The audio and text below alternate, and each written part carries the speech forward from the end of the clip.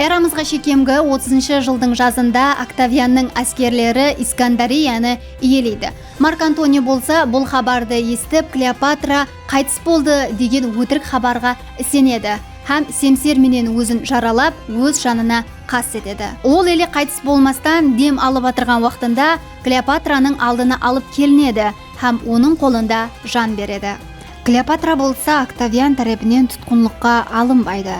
Римге алып кетіліп, жеңіс байрамында күлкіге қалып аяқ асты болуын қалемейді. Рим генераллары әдетте дұшпан, патша, ямаса маликаны Римде көргізбе ретінде көрсеткен. Бұл болса Клеопатра үшін жерге ұру болған болар еді.